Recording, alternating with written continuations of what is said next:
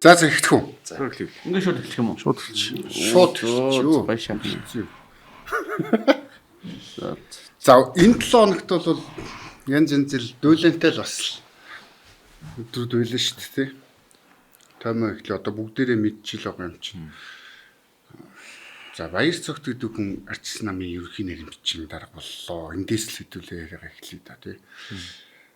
Одоо бид нэг юм одоо арчсан нам айтайхан болол одоо халаад өгөх нь маань айж юм шиг одоо сошиалор нэг тийм инээдтэй ч юм уу тийм мэдээлэл тий гараад нь шүү дээ. За баяр цогт гэдэг хүн энэ хугацаанд тэгээд одоо юу хийж ирж ийсэн. Арчсан нам одоо засагт ороход хамгийн түрүүнд сайд авдаг хүн бол баяр цогт шүү дээ. Монгол улсын сангийн сайдаар өчнөө удаа ажилласан гэлингээл харахлаа. Өнөөдөр байгаа бидний улсынхаа нүүр царайг харахлаа ерөөсөө л энэ арчсан хувьсгалаас шинэ хүмүүс л явсаргал ирлээ шүү дээ. Би тэр нэг вебсайт тэр баяр цогтын амьдрал замнал гэдэг нэг юм зураг график хийсэн нэг юм хараад 30 жилийн дараа эргэж ирлэгч гэнэ нэг амар сүрчин бичсэн тий. Тэгээ чин одоо бид нар нэг ийм имийг л яг энэ туулсан өнөө хүртэл туулсан зам дээр чинь гэл байж лээсэн юм шүү дээ. Тэгээ маш их монголчууд одоо энэ юм мартчихдаг юм уу яадаг эсвэл ингээд нэг зовлондоо түүртэд ч юм уу нэг юм бүх юмыг л итгэл найдвараар хаад идэг юм уу тий. Бидний гол яриад байгаа зүйл чинь бол энэ төр гэдэг юмыг багасгаж ил зовлонгоос ангижрахгүй бол тэр чин зовлон хэвээр өгнө гэдэг юм бид нар ярьж байгаа шүү дээ. Тэгээ баяр цогтыг бол бүр итгэл найдварын очааслаа. Одоо 28 онд бид нар алаад өгнө мөгнө гэл юм яриа л дээ. Тэгээ би өмнөх нэвтрүүлэлтээр бас ярих мартцсан байлээ. Энэ одоо ингэ сонгуул гэж харъя л да тийм үү. 2027 ерөнхийлөгчийн сонгуульд иргэжил. Тэгээд парламентын сонгуул гэж харъя л да. Тэгээ ингэ харахаар Монгол ардын нам чи ер нь маш санаатай юм нам баггүй. Одоо ингэ шатар дээр л юм өрөөд байгаа юм шиг л болоод шүү дээ тийм үү. Одоо та санаж байгаа бол 2-7 хоногийн өмнө ардсан намд бас нилээд том албан тушаал ашижсэн 2 хүн иргэний зэрэг намд исэж байгаа. Бас мэдээ гарсан мэт тий. Санж битүү хоёр тий. Тэгээд ардсан нам үнэхээр баяр цогт ерөнхий нарийн бичгийн дарга болоод итгэл найдварын очиасаад ялтын дуу муу сонсогдоод байгаа юм бол тэр хүмүүс яг намсах тий. Тэр нэг жижиг намд очиод орчиж байгаа хөөхгүй. Тэг би энийг бол зүгээр Монгол ардын намын л юу юм нүүдэл юм болов тий. Энд чи ардсан намыг л санал айл болохоор цөөхөн авах гэж үсэж байгаа шүү дээ. Тийм үйлдэл юм болов гэж бодоод байгаа. Та одоо юу гэж хэлэх юм бол одоо тэр комедиан Амаржин хэлсэн байлээ шүү дээ. Яг одоо дэмжтгэл юм шиг байгаа юм баяр цогт байгаа. Гэхдээ нэг үнэн үг хэлсэн нь бол одоо нөгөө рейтинггүй хүн болж байгаа бас жоох эрсдэлтэй гэсэн маяг юм хэлсэн байлээ шүү дээ. Тэгээ яг одоо сая гамбах хэлж ин л та манайхад ер нь тэгээд залбин сэтгэхүйтэй маа. Ер нь энэ баяр цогт Женкогээс илүү эднэрийг ингэж нэг хоёр талд хуваагдж байгаа залбингууд нь айгүй хэцүү юм аа. Одоо жишээлбэл Женко бол яг одоо нэг сайн шалтай тал манайх Женког муу хүн гэдгийг бол таниад байна тий. Дандаа хотлоо шаадаг ингээл нэг юм хоосон майдар бурхан мурхны ингээл нэг ганц хөл зутгачаад одоо 30 жил бол 20 жил боллоо тий. Тэгэхэд хэн бас ялгаагүй. Одоо баяр цогт илбэгдөр цаахан бэлгдэл хамгийн анхын уул уурхайн популизмыг эхлүүлж ирсэн. Одоо энэ Шинжээр авдан Утганбаатар гэдэг одоо энэ залбингууд байгаа шүү дээ. Энэ залбингуудыг чинь яг анх энэ одоо эдийн засаг одоо ингэж нэг ажил хийхгүйгээр амьдрах боломжийг чинь баяр цогт баяр илбэгдөр цаахан бэлгэнэр гэсэн. Тэг өнөөдөр өөрсдөө нэг л юмар ингээд одоо яадаг өмгөөлдөг оюу толгойн гэрээг хийсэн хүмүүс бол одоо улсын баатар ч гэх тий бүтгэл баяр цогт хулгай хийсэн үнэн шүү дээ тий. Женкоч итлэн хулгайч. Тэгээ сая одоо энэ юунаас харж ийн гэхээр энэ хоёрын хин золбин бай хулгайч гэдэг сая мөнх хайсгалангийн үгээс харж болохоор шүү дээ тий. Баяр цогтыг хүчтэй эсэргүүцнэ гэжсэн чинь тий. Тэгэл бүгд ингээл 5 дэд дарагтаа болно эрх мэдлийн хуваарлна. Ерөнхийлөгчийн сонгуульд ялвал бид нар тим мөнгөө шаана. Их хурлын сонгуульд ялах юм бол тим мөнгөө шаана. Женкон тим юм аавна. Баяр цогт тим юм. Ийм л юм болдог. Тэр байтугай ордон дотор юу болдгоо гэж би гадарлаа шүү дээ. Ордон дотор өдөржингөө арх уун ин гişүүд чинь. Тэгээ арх уучингууд нөгөө ажлын хэсэг мэсэг байнга ороод чи ингээд нэг хуулийн төсөл бариад ирнэ. Тэр нь MCC оруулж байгаа, 5 богдын оруулж байгаа, МАК-ийн оруулж байгаа хуулиуд байна. За энэ хятадаас цемент оруулж ирж байгаа ч гэдэг юм уу тийм ээ. Ийм аж ахуйн нэгжүүдийг хориглоод өөрсдөө нэг гоё герман стандартын цементтэй болчих. Тэр цементийнхээ үйлдвэрийн мөнгийг хүрт татвар бүсүүлжтэй мөнгнөөс шаан бид нэр тэгэнгүүтээ үндэсний үйлдвэрлэгч гээд нэг амар гоё нэр өгч чинь тэрэндээ. Үгүй би одоо лагаархаа байшин хятад цементээр барьмаар нь шүү дээ. Би тэгж 11 сая 12 сая төгрөгийн одоо метр квадрат үнэлгээтэй байранд амьдрмааргүй. Би зүгээр одоо 3 4 саяхан үнэлгээтэй байранд амьдрмаар метр квадрат. Гэх мэтчлэн тэгээд юу юм. За тэнгууд тэд нар чинь бас ингээд нэг лобби тэр компаниудаараа дамжуулаад нэг мөнгө төгрөг авилгал аавна. За тэгээд тэр хуулаа болчиход дахиад арх уна. Өдөр ч ингээ арх уна. Тэгээд нөгөө нарийн бичиг туслах тэр мэрэгчлэн октодоо шорлно. Тэгээ ингэж л амьдэрдэн шүү дээ 126 гишүүн чинь. Тэр зарим нь нөгөө вебсайтууд одоо азар нэг хил мэдээний салбар чинь ингээ бурууны дараах мөөх шиг олон болцсон учраас ордонд бол ингээ нэг мик верцэн, ингэр верцэн бүсгэж өгөөд нь шүү дээ. Зарим нь бол илт ингээ менчит зулаа юм л явж байгаа шүү дээ. Ууцсан тий. Зүгээр яг баяр цогт тэр чи одоо ингээ нэг арчлалын баатар Хүссэн баатар гэж яриад ирсэн зүйл. Гэхдээ баяр цогт бол Монголд бол нэр өндөө шүү дээ. Ялангуяа тэр оюутлогоо гэрээ хийсэн гэдгээр бол яг үндсэн маст бол баяр цогтод бол дургу.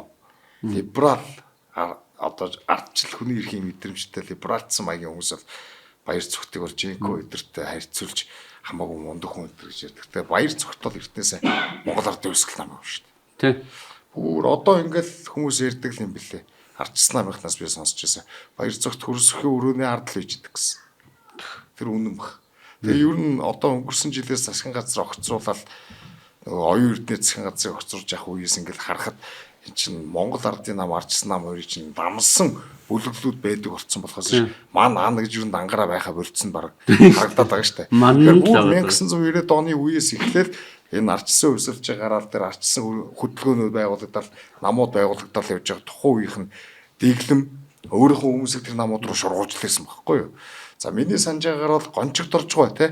Гончигдорж байгаа тухайд математикийн үргэлжлэн захирал байсан. Шинэ тухайн академи. Тэгээ социал демократ намыг байгуулад хажуудаа баяр цогтдаг юм комсомолын дээд сургуульд төрсэн юм карьерист залууг аваад авах улс төрд оруулжсэн улсын баг хурлын гишүүн тий. Ямар юмны ардчил марчил либерал байх вэ? Коммунист байхгүй юу? Баяр цогтын төгссөн сургууль нь одоо энэ Оросд Москвагийн өмүүлгийн их сургууль гэдээ байж байгаа. Хуучин комсомолын сургууль байсан. Тэгээд комсомолын сургууль төгссөн хүмүүс чинь ингээд нөгөө хүүхэд байхасаа нөгөө пионерын байгууллагаар яваад тэгээд дараа нь ингээд хувьсгал залуучуудын эвлэлээр яваад жинхэнэ нөгөө мэрэгжлийн карьерист оппортунистуудыг бэлтгэдэг тийм л хүмүүсийн нэг байсан. Гэнт нөгөө зөвлөлтийн систем задрахтаа зэрэгцэл өрнөд ингээд вакуумын нийслэгтээ зэрэгцээд арчил марчил боловч жүжиглэл дүр эсгээл маска солилцсон болохоос ш баяр цогт бол коммунист. Энийг бид нар юу н ойлгохгүй. Ер нь энэ арчсан намын гэдэг байгаа энэ арчлалын лидерүүд гэдэг байгаа чи бүгдээрээ коммунистууд. Яг үүндээ байна. Энэ чинь 5 намын нэгдэл гэдэг байгаа шүү дээ тий. Нэгдэл энэ чи айгүй сөрх юм болсон юм аа. Бүх мөхч өрөлдөлж үл яалаа гэдэг. Бид ч ойтон мэс тий. Одоо тэг энэ арчсан намын энэ хагарал тийм үү. Ер нь улс төрийн нам чинь нэг л үзэл баримтлал явах хэрэгтэй. Гэхдээ одоо дэлхийд даяараа тэгэд ингээд харах чинь ингээд маш олон зүүн баруун одоо баруун ч гэж байхгүй дээ. Баахан намууд ингээд авчи нийлүүлсэн тийм. 5 дэд дарах юм тий. Тэгээ 5 дэд дарах ч одоо манай үзэх зүгээр ойлголт энэ ч 5 албан тушаалтан л 5 хүнд л бялуу хуваана л гэсэн үг юм биз дээ. 5 том фракцаа төлөвлөж байгаа. Тэгээ 5 том фракц.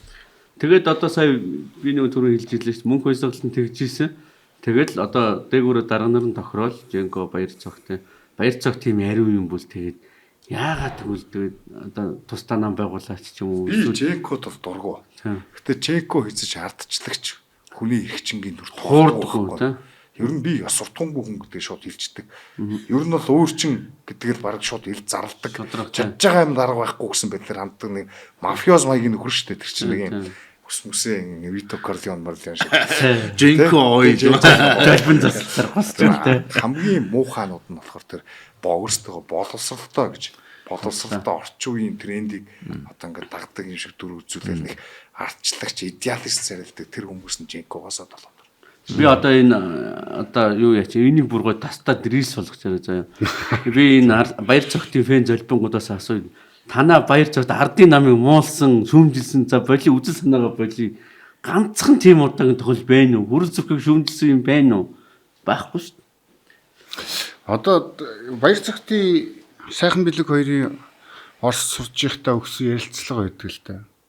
Тэрэн дээр ингээд Ленин багшийг ярьж идэг тий. Ленин багш бол дэлхий өстө бурхан шиг хүн гээд ингээд иймэрхүү утгатай юм яриад энийгээ суучдаг. Цэл залуухын бичлэг сонгуулийн оронд гарч ирэл яваал байдаг. Гэхдээ энэ баяр цогтын одоо энэ албанд ерөнхий нарийн бичгийн дараагаар очиж байгаа явдал бол арчсан нам хөрсөх энэ хүмүүс нэгтчлээ л гэж би бол хараад байна. Тэний хүн ч хасан даа. Авчид тавьчихж байгаа шүү дээ. За гэтэл Женко оюун эрдний талынх нь бас зүгээр байхгүй байна. Нөгөө нэг технологиор одоо үзээтэй явъя л гэж шүү дээ. Эфштейний хэрэг гээд ингэж яаж байгаа. Нөгөө ордон дотор ус төрчдийн хэргийг оруулахгүй гэжсэн нөхөр чинь те.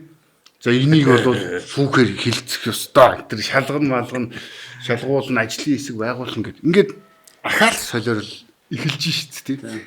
Өсвөл тэр чинь баяр цог сонгогдсон дараа номчиж байд. Уу одоо явж л байгаа шүү дээ. Тэр чинь Миний ойлгож байгаагаар бүр ажлын хэсэг. ер нь баяр цогт гинсекол гэдэг бид нар бараг жилийн өмнө мэдсэн байсан тий. Ер нь удахгүй болох ч байгаа гэсэн. Тийм, хүүхэн Ганнибал дэмжиж нь байгаа удахгүй гээл, тий. угаасаа бууна гэдэг. Тэгээд сая чи арчилсан намын дотоод сонгуул орсон нөгөө ардын намын зарцаан энэ нүүлгээд тэр Женкогийн фракцийн чинь либерал фракцаас тань ялгцсан юм шиг үлдэн шүү дээ. Баяр цогт сэлэнгэд гарч ирсэн Сэлэнгэ аймгийн арчсан намын дарга болсон гэдэг. Тэр чинь хөрсөхийн дэмжлэгээр болсон гэдэг байгаа байхгүй.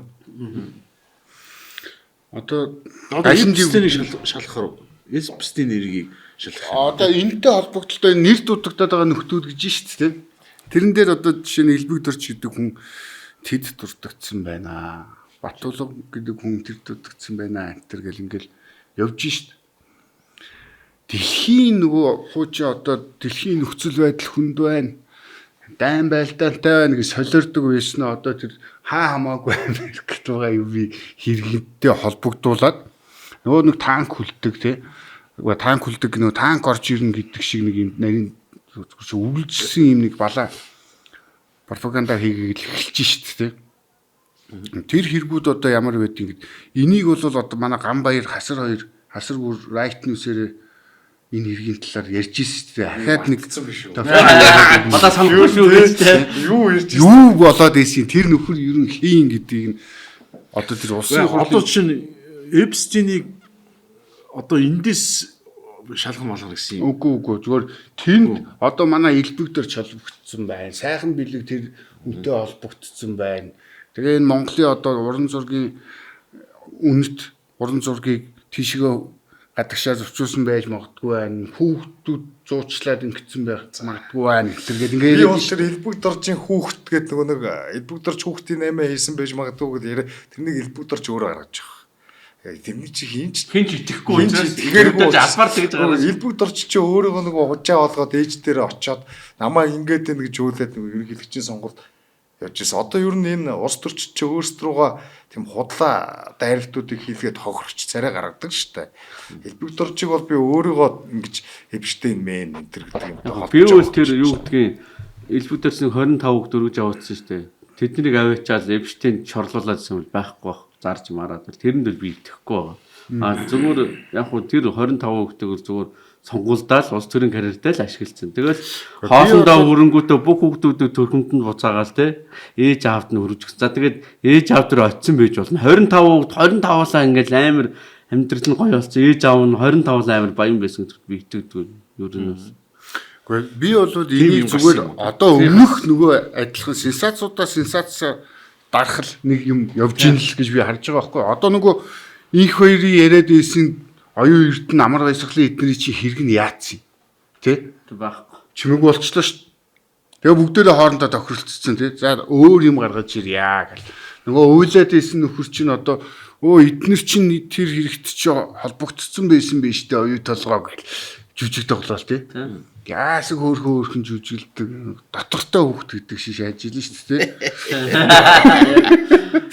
Тэгээ Эпстейнтэй холбоотой одоо чинь ер нь бол тэр мөрдөн байцаалтай холбоотой бол янз бүрийн баримтууд цуглард юм байгаа шүү дээ.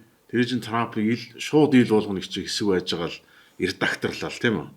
Одоо тэр нэг насан туршийн охтуудын юм дээр нь толгойг нь хар юмар хаачихлоо. Тэгэл нэг баахан баримтууд гаргасан шүү дээ. Тэгэд зүгээр миний ойлгосноор ба шүү дээ тийм үү. Эпстейн гэдэг хүн чинь өөрөө хэрвээ гэмт хэрэгтэн сэжигтлээд баримтлагдсан байсан, ялт толгуулсан байсан. Өөрөө шоронд амиа хоролцсон. Өсвөрийг алдсан ч юм би тэр юм мэдэхгүй. Алдсан гэд бас яваад тийм хувьдаа юм байдаг. Хамгийн гол нь өгөх үед нь камерын ажиллагааг болоод тийм цагчд нь унтцсан баг. Тийм юм тий. Тэгээ одоо Эпстейн гэдэг хүн чинь өөрөө нас урцсан. Нас урцсан.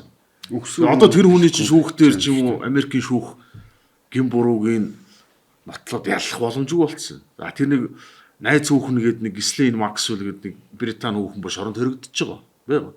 Тэгээд юу нэ Эпстейн бол за яг миний ойлгосноо л гэж хэлье. Нэг сайн панал нөхөр байгаа байхгүй. Маш паналтай. Тэгээ ерөөс хүмүүст итгэл хүмүүс төрүүлж чаддаг. Томчуудтай ингээл хоолунд барайл ингээд уулзчихдаг. За тэр янз бүрийн тэр одоо садар сам үдшилэг загнасны охтог ясныг бол тэр нь үндэслэлтэй байж магадгүй. Би бол бас тэгж байна. Тэр нэг өдлөн газартаа яатсан. Тэгээд тэр улс төрчтэй холбоотой бичлэгийг хийдэг ч байж магадгүй юм уу яригддаг байгаа шүү дээ. Тэгээд олон тэгэр Эпстейн чинь тэр нэг олон мэйлүүд донд би бас ганц нэг юм уншчихлээс л том хэвлэлүүд тэр ер нь их уран паналтай нөхөхгүй. Би чаавыг тэнтэй уулзуулдаг. Чи ямар бизнес яаж байгаа гэл те. Монголын талаас ч одоо нөгөө өөр хэлбүүдөрж тэр лүндгийн хэм блэ? Продюсер гадаад продюсер гадаад гэсэн. Тэр хүмүүс бол тухайн үедээ энэ Эпстейнийг бол нөлөөтэй хүн л гэж боддог гэсэн баг. Та ингээл тэгэл Барзилаас ч үлээ хаанаас ч үлээ Трамптай уулзуулаад өгөөч. Трамп ер нь сонгуульд ялах нь ойрхон болцсон байна энэ төргээл хүмүүс янз бүрийн мэйлж бичсэн байдаг гэж байгаа байхгүй.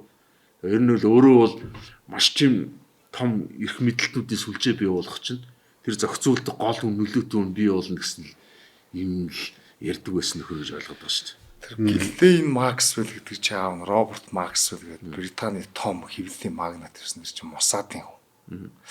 Израилийн төр тустай бүр амар холбоотой. Эпштейн бас Израилийн Ихуд Бракетер гэдэг ерөнхий сайдээсэн зэргийн тагнуулын хэлтсийнх нь тийм том хүмүүстэй найз. Ер нь бол Эпштейний бизнес магнат одоо Эпштейний бизнестэй холбоотой хүмүүс дандаа жүүд хүмүүс. Тэгээ тэр жүүд хүмүүс бүгдээрээ Израильтай холбоотой. Ер нь Израилийн одоо юу гэдэг нэг ассет гэдэг штэ.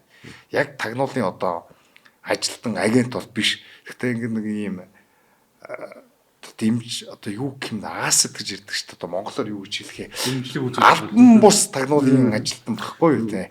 Манайхаар бол нэг дэлүү утгч хүн байгаа. Харин тэгээд Америкт сургуулсан хүн. Манай хүн бол ерөөсөө юу юм бэлээ. Энэ том одоо юу гэдэг том санхүүгийн тийм мөнгө угаах тийм ажиллагаа хариуцдаг том компанитай. Тэгээ дээрэс нь одоо юу гэдэг тийм нөгөө насан туршийн охтуудыг пимп маягийн хийдэг байсан байж магадгүй гэсэн хардлага байгаа. Ер нь circumstantial evidence гэж ярьдаг штэ. Нөхцөл байдлыг ингээд дүгнээд гарч ирж байгаа баримтуудын хооронд нь логикоор дутагдах юм бол ер нь бол одоо энэ том элит хүрээллийнхнийг одоо хааны трап гэдэг штэ одоо нөгөө өрхөнд оруулаад тэрнийг бичиж авдаг ч юм уу баримтжуулаад тэргээр нь эргүүлээд шантаажладаг. Тэгээд Израилийн төр тусад одоо юу гэдэг ашигтай шийдвэр гаргуулах тим юм хийдэг байсан гэдэг иймэрхүү ер нь таамаг. Энийг хувилдааны онол гэж яриад байдаг ч гэсэн баг тодорхой олчихсон асуудалтай. Тэгээд ер нь бол Америкийн одоо Америкт жишээ нь Трампын мага гэдэг юм биш үү? Мага хөдөлгөөний чинь ямар шаардлага тавиад байх вэ? Та нар энэтэй холбоотой энэ хүмүүсийг шалгахгүй мүү гэдэг асуудал тавиад байгаа байхгүй. Тэгэхээр албаны мөрдөд авчаа хууль зүйн онох бид нар баримтуудад илгэсэн. Тэгээд чи бараг судалгааны юм шиг. Одоо мага гэдэг чи юу гэдэг одоо мага гэсэн яг зүгээр яг цэвэр консерватив үстэй тэр баахан хэрэгцээ шашнууд бас байгаа байхгүй. Тэднэрт ч юм уу тэр жоохон хүүхэд мөхөд тийм ээ ингээд бэлгийн үйлчлэг зөвлөлчлөг тийм юм ойлгохгүй байгаа байхгүй. Тэгэхээр одоо ер нь энэ 28 онд бас энэ улаарах хөлөөр нь хотлоо алж байгаа. 28 онд байтах. Одоо наадын тий. мид терм сонгуул болон тэрэн дээр демократууд хусна. Тэгээ хитрхи олон орчууд Трампыг ажлыг хийхгүй гэдэг шүү дээ. Тэгэхээр би зүгээр ингээд одоо харж байхад бол ер нь Эпштейн одоо юу гэх юм монголчуудтай холбоотой төрөд ирээд байгаа шүү дээ.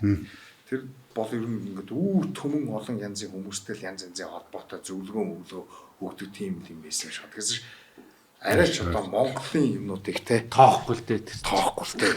Өдөр шөнөгөө Трамп Элдорч эдэр чинь юу байхгүй юм. Америкийн либералууд ч юм уу консервативууд ч юм уу энэ мос төрийн эстаблишментүүд ингээд бас ингээд холбогдсон юм байхгүй чи олон улсын тэгэл тэргүүрээ дамжуулаад одоо Эпштейн эдрээр дамжуулж хүн амьтантай холбогддог л байсан баг. Тэгэхээр арайч Эби тэнд очсон тэгээ явж хүүхэнтэй орооцолцсон явж гэнэ гэж байна. Эбиг ганц одоо өмөрчлээ тэр нь бол худлаа. Тэгээ зураг холгоос нь үн юм шиг байдаг шээ. Тэгээ 20 хэдэн зураг холгоос. Одоо энэ гэр бүл ч юм уу ингээд ийм үнд зүйлээ чинь христийн шашинтай маш их тавьж штэ. Тий. Одоо чинь Холливуудын жүжигчдийг бол ер нь маш их шүүмжилдэг штэ. Тэгээд өөрсдөө хийж байгаа кино нь бол дандаа л хүн алхахад бол маш амархан тий. Ганцхан цохруу буудаал амар гоц тий. Джон Уик хараа л да тий. Дандаа хүн алхах тийм кинонууд гаргаж тэгэл буу зевсгийг хориглоё гэдэг юм яриа л. Энд чинь авцалтаа байна уу гэдэг асуудал. Би бол тэр хүчирхийллийг бол их тоодог. Тийм юм угаасаа л байдаг. Хамгийн зөв нь одоо юу гэдэг нь ёс суртахууны хэм хэмжээг аажмаар амар өөрчилж. Ялангуяа тэр сексуал ёс суртахууныг бол Холливуд бол нэг 20-30 жилийн дотор дэлхийд бол үндсээр нэрвүүлж байна. Хүнийг ер нь хүүхдийг энэ секс мэкс гэдэг юм уу энэ гэр бүлийн дотоод энэ одоо нандин юмыг бол зүгээр л амтэн шиг болгочлаа шүү дээ. Одоо эхнээсээ өөрсдөө муугар гэж нохоо гэж дуудаж байна. Хүмүүс андуурхтай Америкийн ч юм уу өрнөдийнхний одоо ертөнцийг үзэх үзлийг илэрхийлж байна гэдэг. Яг үндэ Холливуудын киногоор өрнөд Америк энтрийг бол төсөөлж болохгүй. Холливуд бол яг нэг нөгөө зүүн Европын жүдүүдийн байгуулсан л юм. Тий, Холливуудын бид нар өмнө ярьжсэн шүү дээ. Холливуудын кинонууд ингээд яагаад энэ Christianity тийм үү? Христийн соёлын эсрэгч юм шиг тий. Нэг агуулганд ер нь бол тийм ярьж. Тэгээ энийг чи эсрэг үст цөөн тонож жүжигч юм шүү дээ. Мэл Гибсон байна тий. Мэл Гибсон бол Христийн шанал гэдэг кино хийсэн. Тэр кинонд Христийн дөрөв гэсэн Жим Кавизл тий. Тэгээ эрхчлөөний дуулаа гэдэг тий. Гэт кино үзсэн баг тий. Тэр Sound of Freedom гэх тэр кино чинь саяхан тэр бол солиор болж юу яа тэр чинь ер нь нэлээд хэдэн жилийн өмнө хийгдсэн кино шүү дээ. Я гаргаагүй. Тэгэд Disney студ гаргаагүй. Disney чинь тэрний чинь эрхийг худалдаж авчаад тэгээд дараа кино театруудаар гаргахгүй. Тэгээд кино театруудаар засаад Angelic Studios лөө тий.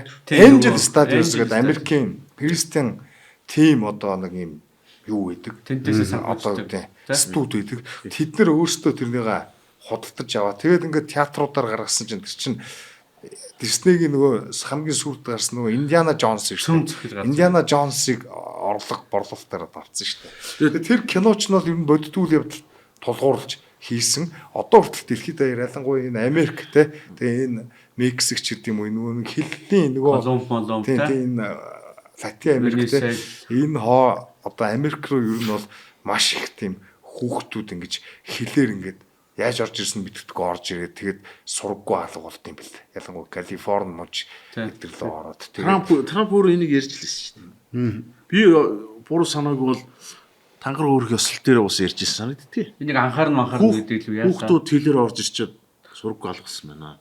Эцэг их асрын хамгаалагч байхгүй. Олон оны хүүхдүүд энэ хүүхдүүд хайчуу гэдэг. Тэгээ Эпштейний файлыг ч бас Трамп анх одоо бүгдийг нийл гаргана маргана гэж амлаж ирсэн. Тэгээ эзэндээ өрөхгүй. Тэгтээ энэ чинь Конгрессийн хууль гарсан. Эпштейн Transparency Act гэж хууль гараад тэгээд хүчээр одоо юу гэдэг гаргахтаа Трамп бол тэрний хамгийн гол мэдээллүүдийн редакт хийгээд ингээд хүмүүсийн нэрийг нь дараад он сар өдөр болсон юу мүү ингээд тэрнээс ер нь ойлгохтой мэдээлэл авах боломжгүй болгоод тэгж гаргасан байна. Трамп бол тэр одоо элит establishment гэж яриад байгаа шүү дээ. Тэр педо одоо энэ Америкийн элитүүдийн чи педо орчлоо гэдэг байгаа шүү дээ. Сүүлд энэ Америкт тэдний одоо хамгаалах ажиллагааг Трамп хийлээ гэдэг. Сая тэр Пам Бонди гэдэг хүүхэн чинь огцорсон шүү дээ. Тийм. Тэр чинь одоо жишээлбэл тэр ажлаа муу гүйцэтгсэн л гэж л тооцогдсон юм шиг л шүү дээ. Тэгээ Америкийн нөгөө үр зүйн департаментийн нарийн бичгийн дарга байсан. Тэр одоо бас ингээд хувилдааны онол гэж ярьж исэн юмнууд чинь бол бодит зарим нэг бодит дүрм болоо л шүү дээ. Бид нар хувилдааны онол ярьдаг хүмүүсийг галзуу солиотой гээд чинь нэр хоч өгөөд шошго нь арчиж байгаа байхгүй тий? А гэтэл том хэвлэлүүд чинь ерөөсөө санхүүжилт үйл ажиллагаа болох зардал нь дандаа л засгийн газар establishment юм бас чил аваад яваад байгаа байхгүй. Албан ёсны одоо юу гэх юм мейнстрим ч юм уу наратив гэж байгаа шүү дээ өгүүлэмжтэй political correct гэдэг одоо ярьж болох хэл хязгаар гэх юм уу те тэрнээс жоохон ингээ хитрэл шүүмжлэл яг бодит юм яриад эхлэнгүүт хуйлдааны онол гэл. Тэгээд бас үнэхээр ч худлаа тэнэг хуйлдааны онолууд байгаа л да одоо аспирин уугаа хор тавдар идэгдэг мэддэг мангар тийм хуйлдааны онолуудаар мөнгө олдог хүмүүс байгаа. Хүн чинь угаасаа л нэг тийм conspiracy юм дуртай шүү дээ хүний сэтгэхүй чинь. Тэгэхдээ бас яалтчгүй одоо юу гэдэг энэ ил тод байдал гэдэг юм чинь өнөөгийн өрнөдийн ертөнцид байхгүй болчихсон. Бүх юм худлаа болчихсон. Төр засаг нь эзэж үнэн зөв мэдээлэл өгдөг болохоор тэрнийг одоо юу гэдэг ингээд нөгөө тодорхой баримтуудын логик холбоос орно те ингэж за иймэрхүү юм байж магадгүй гэсэн юм хардлагууд их гарч ирдэг. Тэгээ тэр хардлагуудыг хувилдааны онол гэд харлуулад гэтээ яг үндэ тэр олон хувилдааны онол гэд яригддаг байсан зүйлсүүд чинь ковид үеэр ч гэдэг юм уу одоо сүүлийн 10 жил бол ер нь бүгд бодит байлгаж байгаа. Манайд ч гэсэн ялгаа алгаа л та тийм. Билл Гейтс жишээлбэл бүр ковид гарахаас хэдэн жилийн өмнө ковидын симуляц хийж ирснийг юу гэж ойлгох юм? Одоо тий модель боловсруулад тэр бэлтгэл хийж ин чинь одоо аюулаас хамгаалах гэх тэрнийг ер нь юу гэж ойлгох юм? Тэр чинь тэгээд хамгийн аюултай нь тэр Билл Гейтс чинь ковидын үеэр медиануудад мөнгө өгсөн байгаа шүү дээ. Синхуа агентлаг дүртэл өгсөн байгаа байхгүй. Хятадыг. Хятадд гэж тэр том улсын юм дээр те хөнгө олчийг өгөөд мэдээлэл цуцуулаад байгаа. Bill and Melinda Gates Foundation гэдэг чинь одоо энэ flatten the curve гэдэг нөгөө одоо ингээ 2-7 хоногийн дотор ингээд одоо энэ тархалтын гол одоо юу гэх юм үндсэн одоо нөгөө огцон тархалтыг ингэж бууруулад яванда ковидыг байхгүй болсон. Тэгэхэд бол 2-7 хоног одоо юу гэдэг хөл хорой тогтоох ёстой гэсэн модулийг анх гаргаж ирээд Америкийн засаг захиргаанд санал олгосон. Тэрнээ 2-3 жилийн хөл хорой болоод Bill and Melinda Gates тэр санаагаа хаанаас авсан гэхээр хятадын коммунист намаас авсан гэж байна. Bill Gates бол те хятадыг өмөөрөөл ковид үеэр ямар амар байлаа та нар санаж байгаа л те. Тэгэд хятадын Microsoft гэдэг байгаа штэ. Хятадын Microsoft ч одоо Janzemi-ний хүү тэгээ Bill Gates-ээр хамтарч эзэмшдэг юм билээ. Одоо манайтай холбоол ярихад чинь ковидын үеэр өчнөө их найдаар нь зарцуулаад те.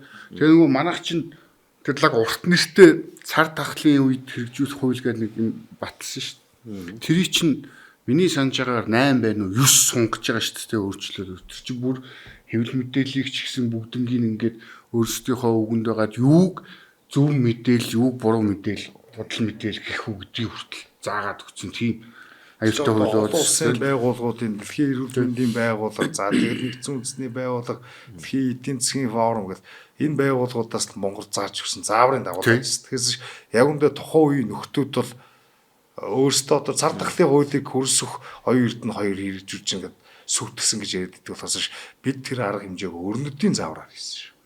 Тэгээ манайх за тэгээд одоо тэгээд тэр үндсэн сэдвэрг үндсэн сэдвэр хадуураад бүр Bill Gates-ийг цаалаа явчихлаа шүү. Глобал асуудлаар ярина гэдэг шүү дээ. Right News усаачлаа гэдэг шиг. Чи Right News-д оролдооч. Би чи дарга ярьсан шүү дээ. Удахгүй яана.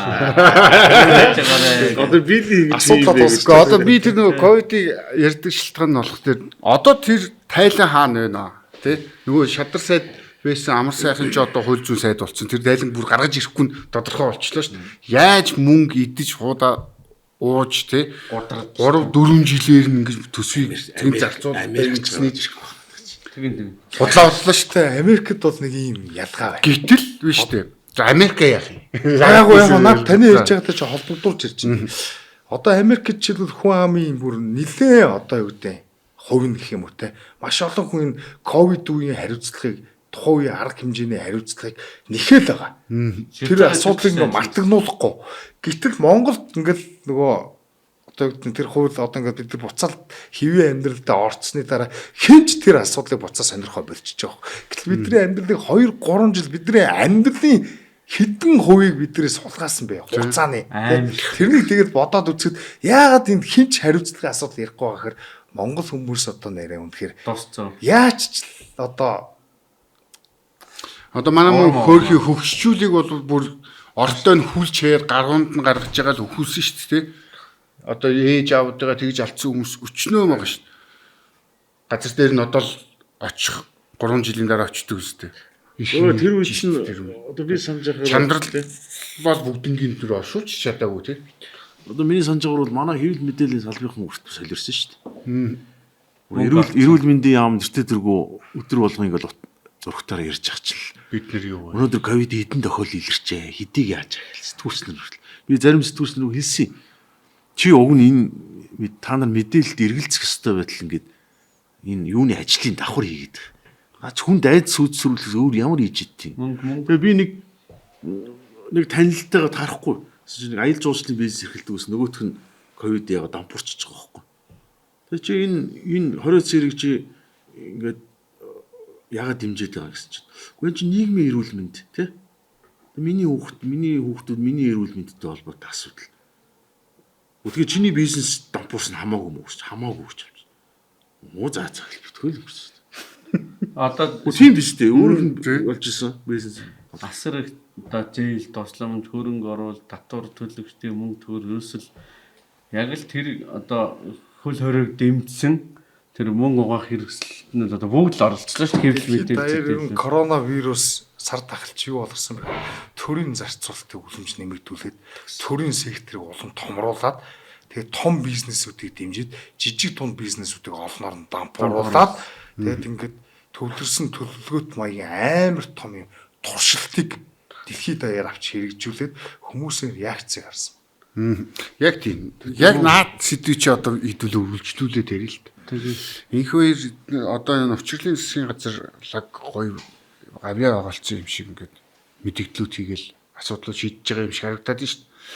Татварыг буруулан гээгүү мөртлөө татварыг барьцаалсан байсан дансуудыг нээгээл татварын орлогоо нэмж аваад одоо сая гэтэл төрийн өмчт компаниуд 5 тэрбумын орлого олж байгаа компаниуд 55 тэрбумын түрээсийн байранд үйл ажиллагаа явуулж байна шүү дээ. 10 дахин тий. Ерөөсөө л юм.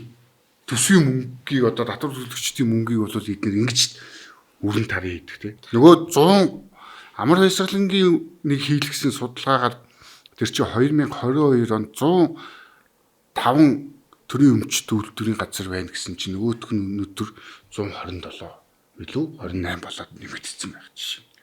Тэгээ эдгээр нэг төгрөг үйлдвэрлэл одоо нэг төгрөгийн ашигтай ажил үйлдвэр хийхин тулд 6 төгрөг зарлагддаг гэсэн ийм тооцоо гараад шүү дээ. Тэгээд манай иргэдэн харамсалтай ингээд том төр данхар төр гэхэр нэг ой туханд нь орохгүй шүү. Тэгээд төрийн өмчийн компани байх хэрэгтэй шүү дээ. Эдгээр чинь бид манай улсыг тижиж байгаа үстэй. Карманаас ч мөнгө аваад чамд жилдээ ганц удаа ч мөнгө л өгнө шүү дээ. Тэр амар баясгалангийн судалгаагаар чи ерөөсө төрийн өмчт компаниуд чинь тийм нийт 6 төгрөг энэ зардал гаргаад 1 төгрөгийн ашиг олдог.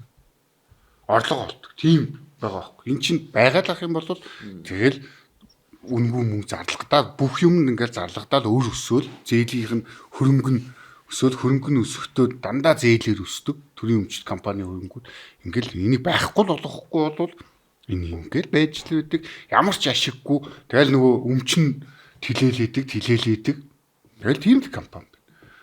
Одоо тэгээд энэ төрийн өмчт компани ингээд нэмэгдээл улам амар баясгалын судалгаагаар тэр чинь 105 байсан чинь одоо 127 илүү 28 болцсон 25 оны төрийн өмчт нийт компани гэдээ гаргадаг. Тэгэл нөгөө нэг ашиггүй ажилтдаг байдал нэмэгдсэн. Эрдэнэс 5 тоглохоо Эрдэнэс Монголын охин компаниуд гээл тэр ганц л ашиг олдог хуучин Эрдэнэт гэж нэг ганц юм байсан. Одоо бол 5 толгой нэмэгдсэн. Бусд нь бүгд дандаа ашиггүй ажиллаж байгаа. Тийм л юмнууд. Энийг одоо монголчууд өөрсдийнхөө амьдралдаа ойрхон ойлгож байгаа. Одоо энэ фэйсбүүкээр өнгөрсөн 7 хоногт Evill гэдэг нэг брэнд Тийм. борч зогсоож байгааг зарлаа. Саяхан би фэйсбүүкээс очсон бас нэг залуу нэг мэдээлэл гаргаад компани маань ингээд ууч нэгтгэх юм яриад байгаа байхгүй. Төрийн компанид бол ашигтай ажиллах ямар шаардлага байхгүй. Өрийн тэртээ дөрөв санхүүждэг. Өртөө зардалтай байсан тэрийн төрөөс мөнгөний өгчөж байгаа. Тэнд санаа зовх юм бэ тий. Сая нэг эмнэлгийн нэлээд том эмнэлэг одоо нэрийг хэлээд явах. Захирал өдөр зүгээр надаас ингээд туйлын зөвлөгөө авч байгаа байхгүй. Тэгэл одоо нөгөө яг одоо нөгөө дарга марган шинхэн учраас нөгөө шинхэн даргын будгыг хангалдаг гэдэг үл юу гэдэг үлээ. Тэгсэн чинь нэлээд нэг тийм бас жоохон чигцэлчээ ер нь энэ мөнгө төгрөгийг бас амар үрд юм байна. Тэгээ тэр эмнэлгийн тэр өвчтнүүдийн хоолны одоо тендер гэж нэг болж байгаа байхгүй.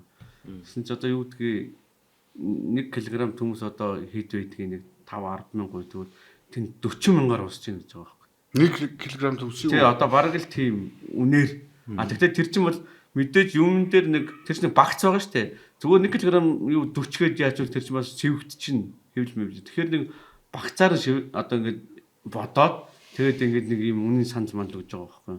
Тэгээ одоо энэ дээрээс нь төрийн барилгууд байна те. Одоо энэ барилгын хөгжлийн төмөв нь зураг төсөв магадлал нэг экспертиз гэдэг лөө тийм ээ. Тим юм хийхэд одоо нэг юм цэцэрлэгийн ингээд тендер мэн одоо зураг төсөл мөслөгээ батлуулахад орно шүү дээ төрийн тендерийн. Тэгэхээр нэг тоосоо бол одоо юу гэдэг 50000 гэж үл.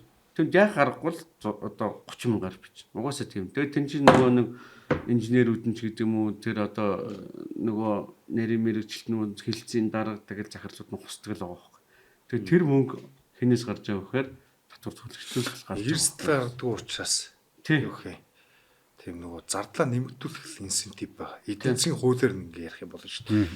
Төрийн өмчийн компани тэр менежер бол тэр хүний өөрийнх нь өмчч тэр ямар ч шийдвэр гаргасан тэр хариуцлага хүлээхгүй. Тийм учраас тэр хүн чинь зардлаа нэмэгдүүлэх гэсэн нөхөртэй. Зардлаа нэмэгдүүлж л өөрөө тэр дундаас юм унгаана өөртөө ашиг хүртэн штэ. Төрийн өмчт компаниуд бол тэр төрийн өмчт компаниг хариуцж байгаа тэнд ажиллаж байгаа хүмүүс л ашиг олж өгөх үүрэгтэй болохоос төрд ашиг олж өгөх үүрэггүй байхгүй юу?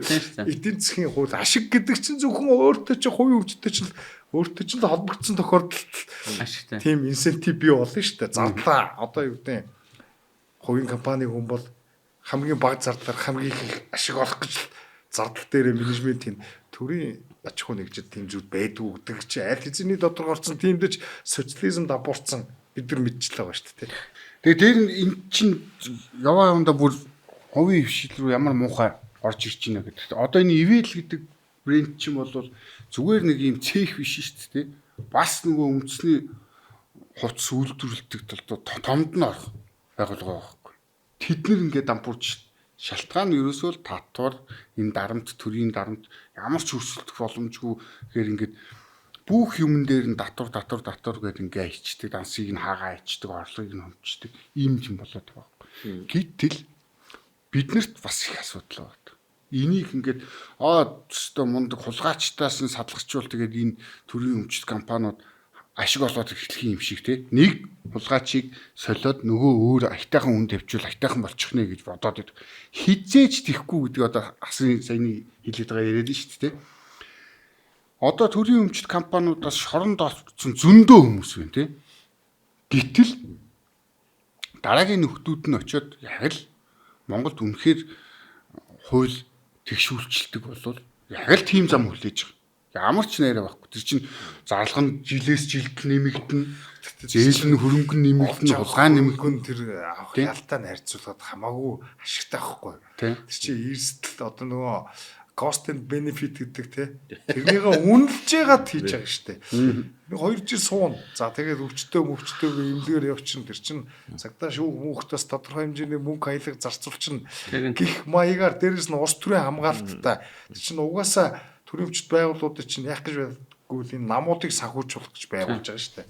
Тэгээ тэр намуудаа одоо гэдэг мөнгө босгох үүрэгтэй хүмүүс тийш очиж байгаа. Тэгээд тэр чинь сонгуулийн мөнгө зүнг хаанаас байдیں۔ Тэндээс л байгаа шүү. Бүр хаанаас байх юм. Тэгэхээр чин тэр бол улс төрийн хамгаалтаа тэр хүмүүс одоо нэг монголч ингээд системээр авилгачсан болохоос ш 1-2 хүн авилга аваад ахуул аваад баригдаад тийм байхгүй ш. Тэгээд систем чинь өөрөө авилгын тогтолцоог хамгаалж байгаа ш. Тийм. Тэгээд тэр энэ янз бүр хэрэгээр шоронд суусан, ял идэлсэн, эсвэл ял тулгуулсан байгаа нөхдүүдийн одоо манай иргэд ингээд сонин хэвлэл вебсайтаар өгсөн хэрэгсэл үзэр адилхан эдээ үздэг гэдэг. Агуулга нь бол адилхан тийм. Адилхан чийж ч болгож үздэг тийм. Гэхдээ яг л тийм ярьж байгаа ш. Одоо жишээ нь Нямбатар бол өстой хинээс ч яахгүй баатар байгаад байна шүү дээ тийм. Энэ одоо туслахууд нь тийм ямар зөрөгтэй байгаад байна вэ? Гэтэл энэ төрийн өмчийн энэ бизнес чинь яваа явандаа ч биш бидний эрүүл мэндээр хэдэн жил тоглож байна тийм. 5 толгойн Түлш гэдэг компани. Одоо 20 оноос хойш энэ компани зөвхөн утааг үйлдвэрлэдэг төрийн өмчт компани болсон. Жилдээ бид нар за багаар бодоход сая төгрөг бол зүгээр яг энэ утаатай холбоотойгоор им тариа, хоол хүнс, имлэгийн зардал өгж байгаа. Нэг гэрүүл. Доотлон шүү тийм. Гэтэл утаа буурсан ингээ хуцаад одоо 30% буурсан гэдэг ийм мэдээлэл бидний тохирохж байгаа юм шиг хийгээ сууж идэг тийм. Энэ мөнгө энэ одоо аудитор шалгагдаа 5 их 80-ийн зөрчил илэрсэн ингээл яриад л байдаг тийм. Гэтэл эдгээр яагаад хинч хариуцлага хүлээдэг вэ гэхлээр өөрөө нөгөө нам руу уусдаг. Хэрвээ энэ нөхдүүдтэй хариуцлага тооцчих юм бол нам нь би тэгвэл намдаа өгөө үсттэй. Манай нам мөнгө авъя гэх юм уу те. Ийм болохоор зоригтой ингээд ирлэгтэй. Эннийхээ павер дээр биш те.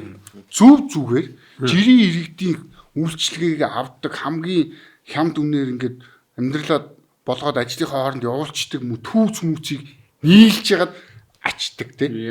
Бүгднийг байхгүй. Энэ хиний захиалга ихлээр нөгөө л нам дамсан итгэдүүдийн захиалга те. Сүүгийн CU одоо G25 эдний захиалгаар түүцийг байхгүй болгосон шүү дээ. Тэгээ үнэ нэмсэн.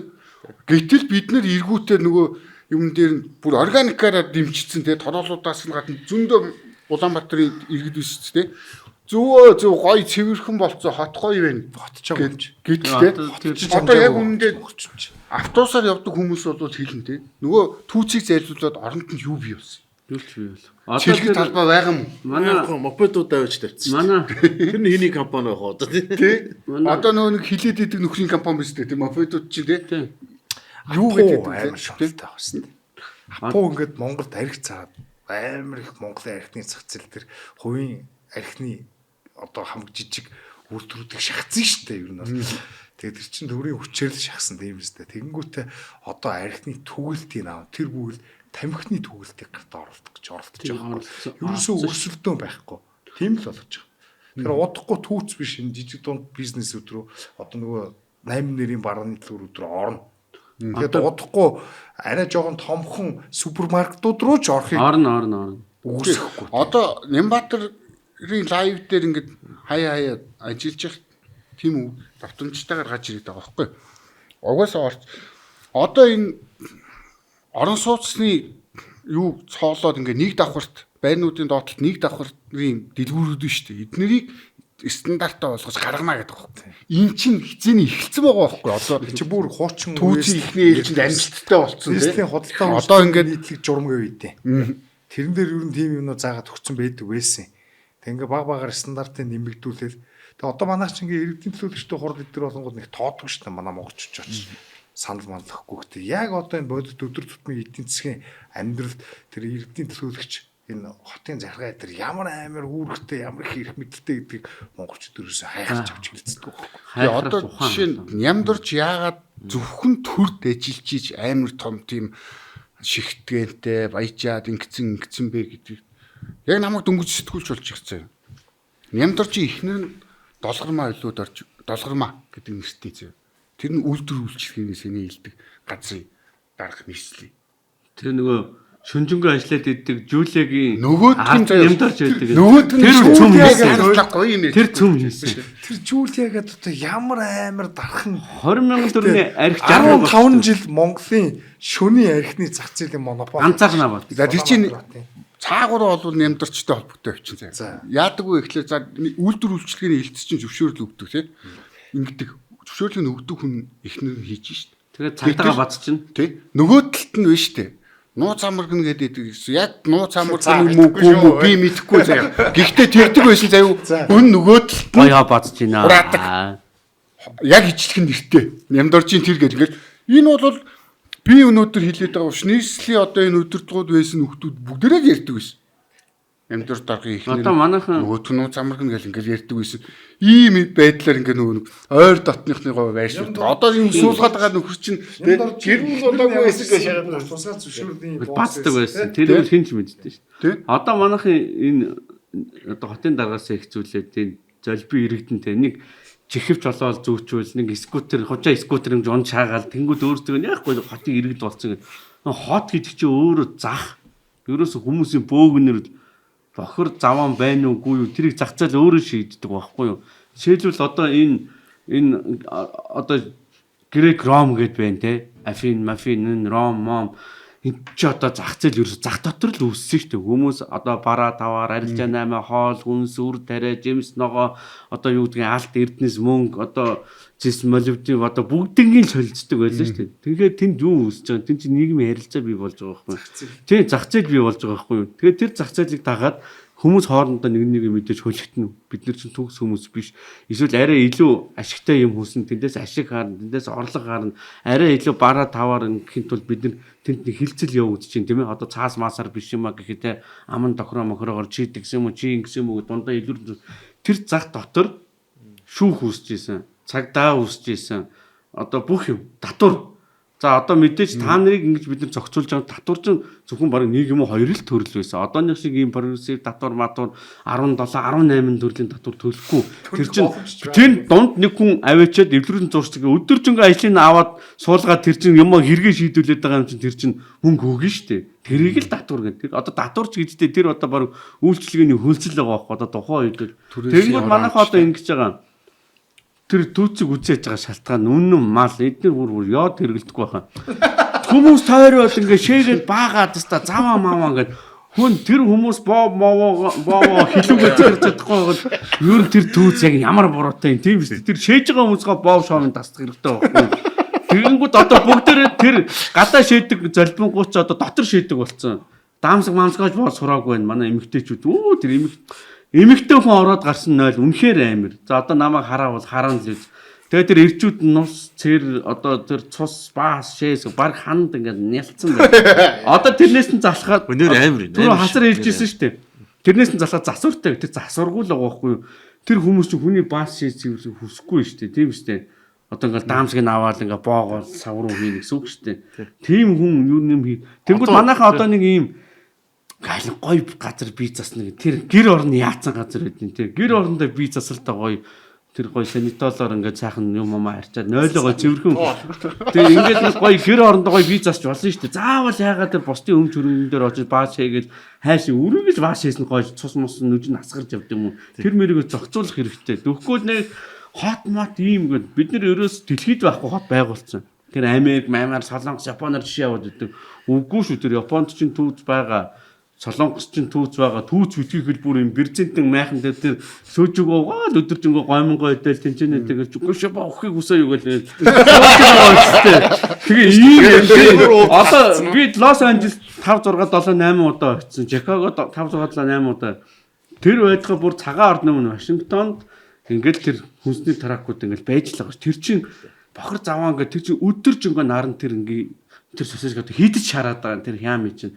Тэр үл тодорхой хэмжээнд нэг бактери өөртөө орсон л байгаа ш. Тэр хүмүүс өөрсдөө идээд шүү дээ. Цагдаа нар нь очрлж байгаа л идэж гин, эмчнэр нь идэж гин. Нэгдүгээр хямдхан, хоёрдугаар хурдан тийм ээ түргэн гэдэг чи одоо ямар утгагүй ч гэхдээ химнэлтэй сонголтоо хийж гин. Тэгэж бидэрт ямар сонголт байхгүй болсон. Зөвхөн Золбин Нямбаатар, Золбин иргэдийнхэн одоо югаар л амьдарч байна. Одоо өөрсдөө нэг амар мундаг хотын иргэд болсон те нэг зайсан ярамгийн нэг хідэн золбингууд нэг ноос ноолоор нь жоо ашигтай болсон хөдөөнийх эсвэл нэг төрийн тендер хусч аваад тэгэл зайсан руу нүцэн хүмүүс байгаа шүү дээ. Тийм бид нар ч ер нь хотж байгаа хүмүүс юм те. Одоо сүүлийн 100 жил хот байгуулагч л үз чинь 70 жилийн социалист тэнцвэртэй бүрэн дүрэнд өвдөрсөн төлөвлөлт те. Тэгээ сүүлийн 30 жил бол одоо юу гэдэг нэг 10 жилд нэг жоохон зах зээлийн харилцаа чөлөөтэй байх гэж үзсэн баг. Тэгээд сүүлийн 20 жил бол уул уурхай Тэгээд төрийн төсвөөс хамааралтай амьдардаг хүмүүс. Хулгаал хийж амьд. Тэгээд энэ хүмүүс чинь одоо Монгол улс чинь ийм бананы бүгд нэр тус шүү дээ. Монгол улс чинь ингээд хөрш хятдаг тэгээ авраг том гүрний эдийн засгийн байдлаас шууд хамааралтай. Тэр түүхий дүнд ороод жоохон мөнгө нэмэгддэг. Тэр нэг юм түүхий эдийн хавсраг болсон юм урсаа. Цагаагаар хэцүү, уур амьсгал хэцүү, хүүтэн эрчим хүч хөгжөөгүй, энд ямар үйлдвэр үйлчлэгээ хөгжих болцоо маш их хомс. Хязгаарлагдмал. Аж үйлдвэржин гэж байхгүй бид нар Хэцүү шүү дээ. хөдөлмөрийн хүчч байхгүй. Хүн амын тоотой нарьцуулах юм. Ийм газрыг одоо нэг яг ямар болох гээд байгаа. Тийм. Яг ямар Америк шиггээр Америкт төр түүцэн байгаад байгаа. Япон шиггээр юм. Тэгэд ер нь өөрсдөө ийм хүчээр нэг юм амжиргааны стандарт гэдэг юм ингээд сайжирна гэдэг чинь доороосоо дээшээ явагддаг процесс болохоос дээрээс тулгадаг процесс биш. Амжиргааны стандарт гэхлээр сайжрах хэрэгтэй. Эдийн засаг хөгжих хэрэгтэй. Тэгжээч тэр үйлдвэр үйлчлэгийн стандарт чинь дагаж нэмэгдэн үхээс биш хүчээр өндөр стандарт явуул тэрний чинь эдийн засгийн хориг гэдэг байна. Тийм юм ойлгохгүй. Одоо ингээд харъя л та. Түүцний эргэн тойрон баашаас үнэртэл нэг соёлтой хүмүүс чинь ийм заван юм зайлуулъя гэл зайлуулчлаа. Оронд нь CEO одоо юу юм бэ? GS25 ч үгүй ордер лээ. Тэгээ эн чин ард нь юу авах нэг том компани л баг шүү. Тийм лобби. За одохгүй одоо байрны хажуудлын нөгөө 8 нэрийн дэлгүүр. Тэгэн жижигхэн гуанзнууд те. Гуанзнууд ч өртөө шүү. Тэр чинь яг л адилхан юм стандарт тогтооно гэл хэлчих. Стандарт тогтооно гэл тэгэл нэг том сүлжээ ч юм уу юу ч юм уу тэнд заавал зарнаа гэдэг юм орлол ирж шүү. Одоо сая тийм үстэй. Төгсөх гамбахыг хэлээдээ шүү дээ.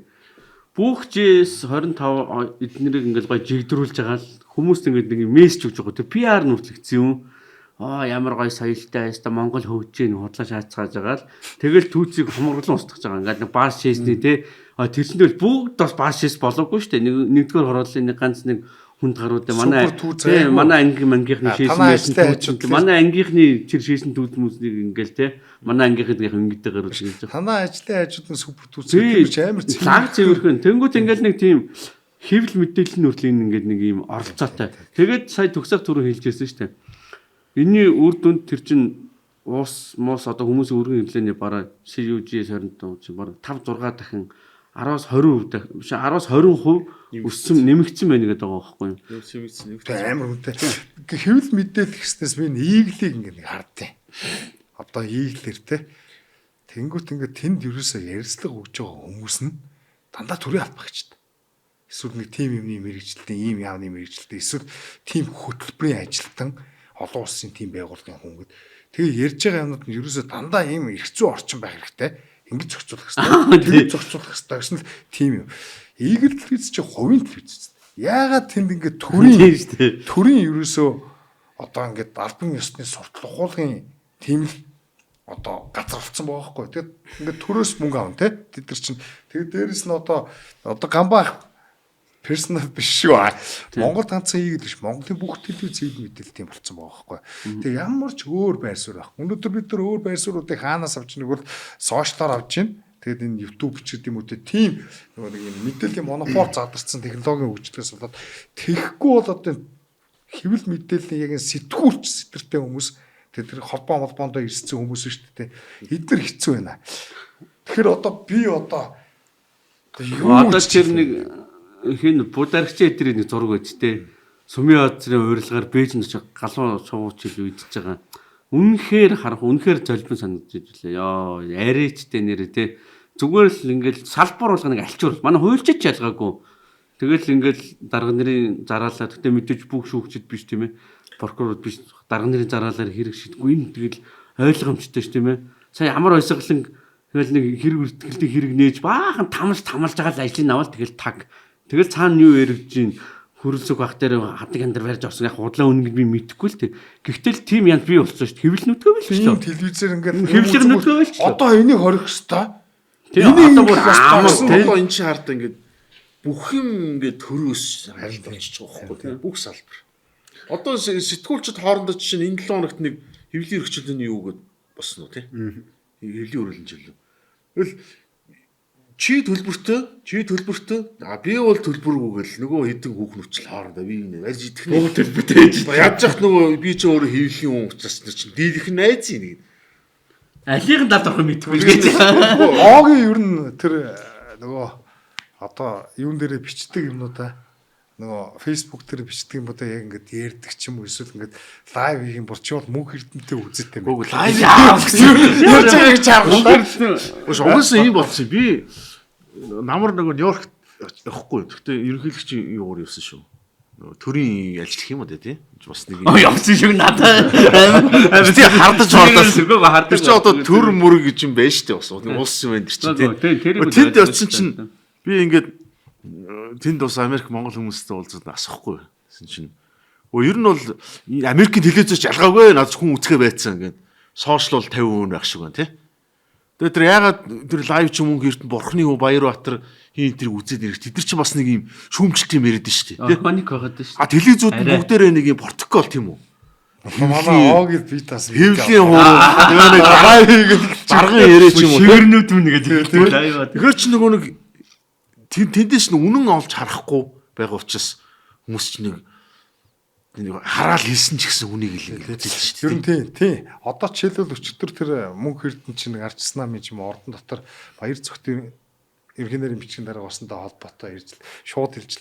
За нар тэгэл хэвлэлийнхэнтэй хөөрхөн мөнгө авч одоо яах вэ амьдрах л ёстой үсттэй гэдэг. Одоо бүгдээрээ хүлэн зөвшөөрдөг болчихлоо ш бид нар.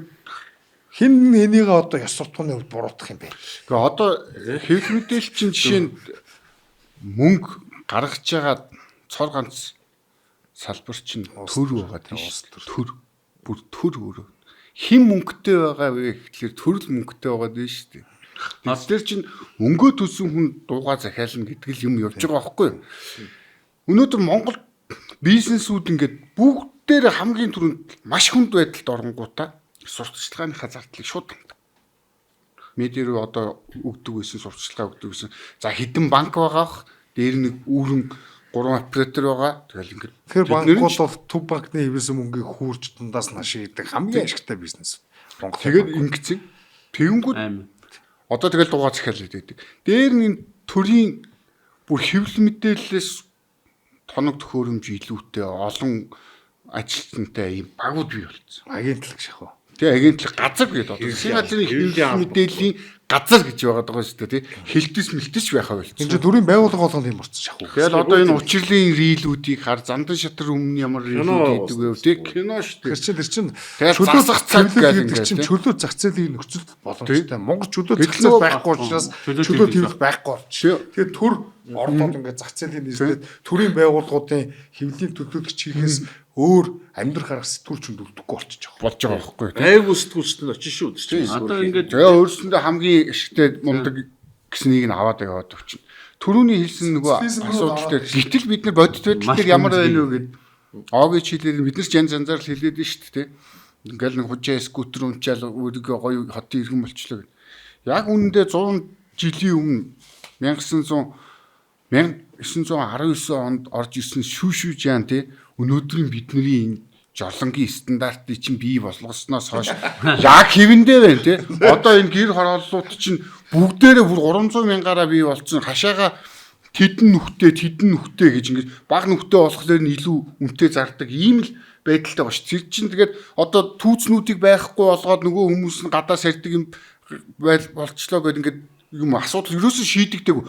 100 бороо орно нөгөө бороо нь үер болоход урсаал тэр нойлын жоргуу чи хойдолд байгаа гэр хорооллын жоргуу чи хамаа зүүрөө Улаанбаатар тэр зайсмээс бүх туул мууд гол руугаа урсаал ингээл ороод ирнэ тийм. Тэр алхаал тэгэл гэртээ тэрүүгээр манайхан ингээл нэг гоё тавчтай явж байгаа хүн биш гэрийн тавчтай гараад дэлгүүр хошоо ойрхон ингээл байдаг.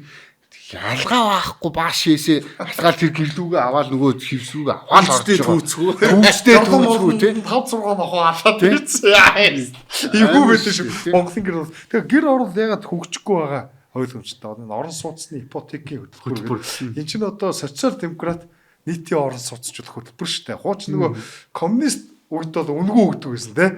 Гэхдээ ингээд зөвлөгчгөөс бол ингээд байрлуулдаг тий. Гэхдээ амны тий. Тэгээд зорилгоор тэр үед бол Орос ингээд бүтэн заа нэг 50 жил зав Сталины Сталин гарч ирэл бүгдийг нь орон сууцчих гэж оролдоод хүн амынхаа ерөөсө 20 гаруй хувийг л орон сууцчлуулж чадсан байхгүй. Оросууд одоо хүртэл нийтийн орон сууц гэдэг тэр нийтийн байр гэдэг нэг байдаг штэ. Тим юмд амьдардаг хүмүүс амар их штэ. Москва. Орон сууцны үнэ дээр бас тэнгэр татцсан одоо бол. Тэгээд орон сууцны зах зээлийг хөөсрүүлчихдэг. Төв банк ингээ мөнгө хевлээд хүүгийн хиймлэр бууруулад тэгээд ингээд зээл нэрээр нөгөө эрэлтийн хиймлэр бий болгочдөг. Тэгээд ингээ хүмүүс ч очиж үнэтэй орон сууцнд өрөнд ороод ингээд нэг харахад нэг хүмүүсээ орон сууцчуудад юм шиг мөртлөө орон сууцны үнийг тэнгэр татал үнд оруулаад хүүн буурсан нэртэй үнэн хиттэйх нь бүтцсэн. Хугацаанд бүр их урт.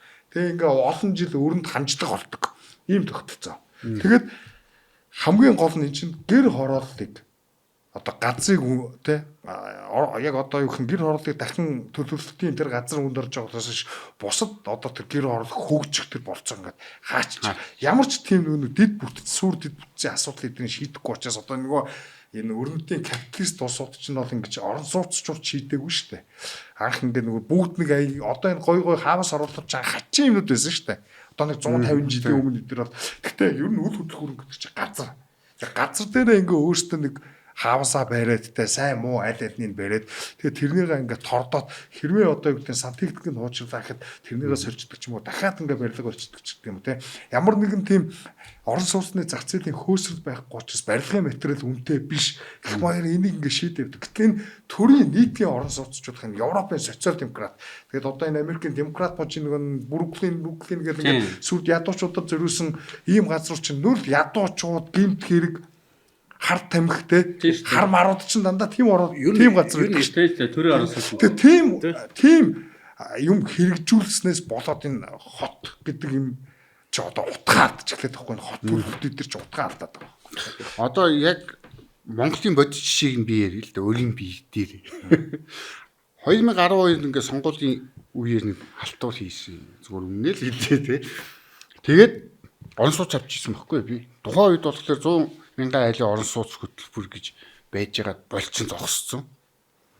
Тэгээд ипотекийн зээл ингэн тэгээд нөгөө байрны ашиглалтнаар тэгэхэд 56 м квадрат байр одоо хотын төв үйлдвэр урлалын сургуулийн тэнд би байр авч байгаа байхгүй 60 саяар авчихсан. Одоо гэтэл шинэ байр шүү. Одоо гэхэд нөгөө ипотекийн зээл хэрэгжээд ингээд бид нар одоо хэдэн мянга төрлөө хэдэн орон сууцнд орлоо гэдэг ингээд идэг. Гэтэл энэ хэрэгжснээр одоо өнөөдөр 200 саяас доош үнэтэй хуучны байр байхгүй. Хуучны байр шүү. Би одоо шинэ ашиглалтанд орж байгаа бүх юм шинэ хүн ороогүй тийм байр яриаггүй тий. 56 м квадрат 200 саяас доош юм байхгүй. Орон сууц шүү дээ. Хуучин одоо манайх нь ойлгоод байдаг шүү дээ. Энд чинь хуйн өмч. Чин нийтийн орон сууц. Анхнаасаа социалист газруудад анх бий болгосон социалист хөтөлбөр ингээд нэг орцонд 10 айл байлаа тий. Одоо нэг танаа ажлын хажууд нэг хөрс хөлөө, иргэн хөрс хөлөө. Тэрний нэг юм ганцхан нэг юм орцсны хэсэг ингээ үрдээгээд бусдыг нураацсан тий. Тэгээд тэр хүн ингээ гүрийгэд миний хувийн өмчгээд зарим хүмүүс өмөрж байгаа. Ингээ үрдэх ирэхгүй юм ийж шиг тий. Нөгөө хүмүүсийнх нь хувийн өмч юу болох юм? 100 айл байгаад нэг зөвшөөрөх болохоор 99 хүний ирэх ашиг нь бас юу болох юм? Тэдний хувийн өмч ирэх нь хайчцсан. Тэгэхээр тэр чинь ерөөсөө ингээ ямар ч хувийн одоо өмчийн одоо арга хэрэгслэр шийдвэрлэх боломжгүй тийм юм чи орон сууцхгүй нийтийн юм. Тэгээ одоо ингээд нэг жом орлоо гэхэд нэг айлыг ингээд жомоо отогдод цэвэрлээ гэж бодоход нөгөө айл руугаа цогт чинь тэгвэл та буцаа дахин ороод ирнэ. Сантехник нийтээрээ солиод өөрчилж чадахгүй сөөхгүй байгуулна. Сөөхтөө хинч мөнгө төлөхгүй нэг хэсэг нь төлнө. Ингээд нөгөө юм free riding проблем бий. Тийм байж хогоо ачаач гэдэг төлөвлөгөөр сөөхийн дараа руугаа бөөнөрөө сөөх нь бас бөө мөнгө идэх мэдэх арга хэрэгс толон нэг бүр зах замраагаа алдсан. Нийтийн орон сууцчлах хөтөлбөр энэ хүү бууруулдаг энэ засгийн газрын хөтөлбөр чинь Монголын энэ хотын амар том бэрхшээлүүдийг ямар ихээр бий болгож байгаа вэ? Энд чинь ер нь яг энэ маягаар хязгаарч Монголын гэр орол байхгүй болохгүй. Хямдхан орон сууцнд бид нар амьдрахгүй амьдрал хязгаар сайжрахгүй. Тэгээд 50-аас 60 жилийн хугацаатай байдаг. Нэг хүний амьдралаар нэг хүн ингээ насаараа өрөө төлөөл тэгэл дуусаад дараа нь ашиглалтын хугацаанд дуусаад тэр хүүхдтэй ч өвлүүлэх боломжгүй ийм хогийн юмнууд байхгүй юу. Тэгээ энэ бид нар хот байгуулсан түүхгүй хувийн юмч газрын тухай ойлголтгүй иргэншээгөө ус байсандаа ч юм уу энэ хот яаж байгуулдаг хотод хувийн өмчтэй газартай яаж ингэж харилцаанд орж хүмүүс амьдрэх тухай ойлгохгүй учраас бүгдээрээ ингээ орон сууцны Нөгөө юм гэр хороолт нөгөө нэг амьдарч исэн хүмүүс чинь орон сууцнд амьдардаг байсан хүмүүст атгахдаг байсан шүү дээ. Социализмын үед. Одоо ч Үгүй харин тийм. Одоо хэвээрээ тэр золион Одоо тэр тэрнээр л энэ сэтгэлгэн дээр чинь л яваад. одоо яг энэ юм болоод бодит байдал дээр юу болж байгаа вэ гэхлээр сэлб хороол гэдэг одоо нэг газрын авж ягаад боссон хороол босч шít. Маш бүр 3% хүүтэй хамгийн баггүй тий хүүтэйгэр. Одоо энэний бүх нөгөө хувирлтыг нь хотын захиргааныхын хийц зархын зараад ингээ хамаатан сандан ах дүүнэр мөтөртэй тэрийг бие биш улсын хурлын гишүүн тэмүүлэн яриад нь шүү дээ. Ашиг сонирхлын зөрчилтэй нөхөр нөгөө түрүүн Гамбайрын хэлдгээр чи адилхан улгаа хийвэжтэй чи ч гэсэн улгаа хийвэжтэй гэдэг шиг. Ингээл нэг улгаагаад хэлгээл хэлэхэд л яг тэгэл ингээл тэр нь яг үн бодит байдал дээр хийчихсэн. Яг үнэндээ тэр 3% болгоод ингэж байгаа гэдгийг бүх нийслэлийн иргэдээс нь тий иргэдийг нь процент тавьж байгаад бондын мөнгө зээл тавьж бондын мөнгөөр тэрийг хийгээд бидний үр хүүхдүүд тэр төлбөрийг нь төлнөө. Нямбатар зайлаад үгэн гэдэг. Өдөр тутам инфляцаар зогсоод орно гэдэг. бидний худалдан авж байгаа бараа бүтээгдэхүүнүүд маш үнэтэй болж байна. Бид нар өдөр болгон кармонд байгаа мөнгө маань инфляцаар хорогдож байна, ядуурж байна. Бид нар одоо нэг хэсэг хүний гэр оронтой байхын төлөө нийтээр ядуурч байна. Тэгээд аз ийз болгоцсон тийм ерөөсөө хүний амьдралыг аз ийз болгоод чөлөөлөхгүйгээр монголчуудын суглаа гэл. Улаанбаатар хотын асуудал шийдэгдэхгүй, Утааны асуудал шийдэгдэхгүй. Ер нь тэрнийг энэ ойлгох цаг бол болсон. Гэхдээ энэ тухай бол манад мэддэг хүн байдгүй юм байна. Баггүй. Одоо тэгэл нэг өөртөө нэг гоё гэж харж байгаа юм. Тэ нэг CV дооч нэг залбин байгаагаа тэ нэг жоохон гойм идээд суул дуран гадуур шийснийг одоо амар гоё юм болд тэ. Түүсний гадна шийдэх хүмүүс одоо тэгэл CV дотор л шийддэг болчихлоо шүү дээ. Баадаг болчихлоо. За тэгээд энэ бүхнийг яриад идэв бид нар ямар нэгэн захиалах тийм үү төлбөртэй байдлаар биш аль болох зүгээр нэг бид нар анзаарч байгаа бол мэдээгээ ч гэсэн хоорондоо ярьж тохирлохгүйгээр аль болох өөрсдөө органикаараа өөрсдийнхөө байр сууриас өөрсдийн өнцгөөс тайлбарлахыг хичээдэг. Тэгээд биднэрт болвол та бүхэн яг үнэндээ бид нар ингээл одоо энэ дуу хоолойгоо хүргэхэд та бүхний дэмжлэг биднэрт бол хамгаас илүү хэрэгтэй. Бид нар тэр нь ямар нэгэн төртөө одоо гэрээ хийхгүй байхын тулд бид нар та бүхний дэмжлэгийг авах чухал. Ингээд та бүхний дэмжлэг бол бид нарыг дагж subscribe хийгээрэй. Найз нөхдөд хүргээрэй.